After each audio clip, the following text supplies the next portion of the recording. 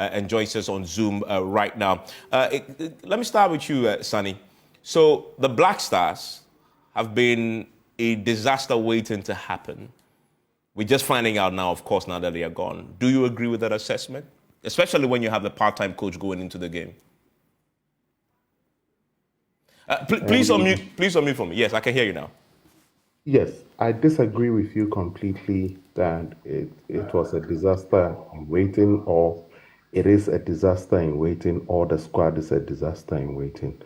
I think that we've seen the future of Ghana football unfold in a way that a lot of people least expected, and that a squad that has been assembled just in 2 months' time wouldn't be expected to, fly out of the blocks the way you would expect a squad, for instance, against Uruguay that has been together for more than 14 years.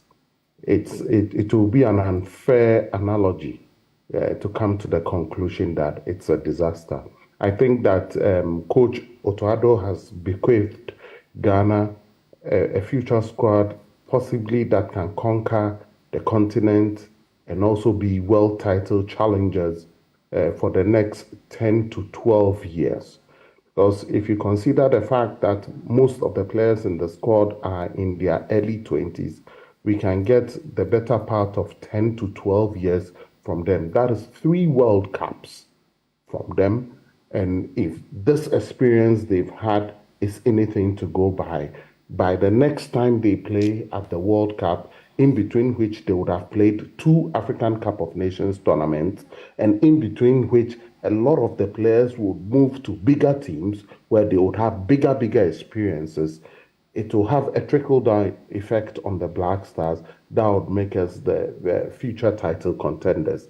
So if you rely on the data that you've just been churning out, you'd be doing a grave injustice to the realities on the ground in football. If you rely on such raw data without the background, without the history, without the connections that would make a good team, it would be an injustice. Okay. George, you agree?